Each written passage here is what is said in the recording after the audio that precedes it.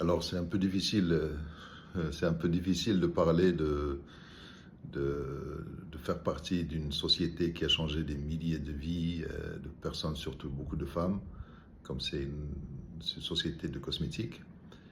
C'est un peu difficile de parler des choses qui étaient négatives, quoique je trouve que c'est normal dans tout le parcours d'un professionnel, d'un manager, d'être confronté à des situations difficiles. Et j'ai été confronté, c'est les, alors on va mettre un superlatif, c'est les pires moments de la carrière d'un manager où on est obligé, où j'ai été obligé, vu ma responsabilité de directeur général, c'est de confronter des personnes qui ont abusé de la confiance de la société. Je parle beaucoup plus du personnel.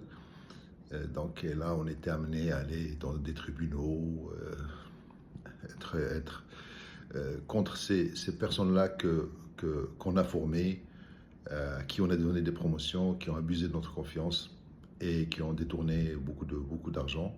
Comme c'est une société qui générait beaucoup d'argent, beaucoup de cash, surtout au Maroc et dans quelques pays africains. Ça a été le pire moment quand toute une équipe était impliquée.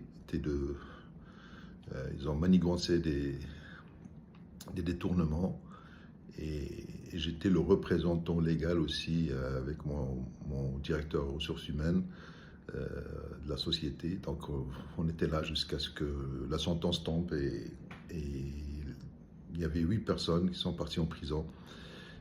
C'était très difficile parce que parmi ces personnes, c'est des personnes que j'avais coachées, à qui je donnais beaucoup de support. Ils ont abusé de la confiance de la société, de ma confiance aussi. Et ça a été très difficile parce qu'ils sont partis en prison. Il y avait 4 femmes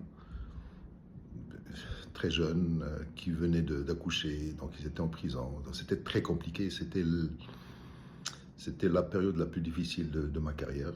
Bon, ça fait grandir un manager, mais ça reste quand même, à chaque fois que j'y pense, c'est pas vraiment... bon, excusez-moi, mais à chaque fois que j'y pense, je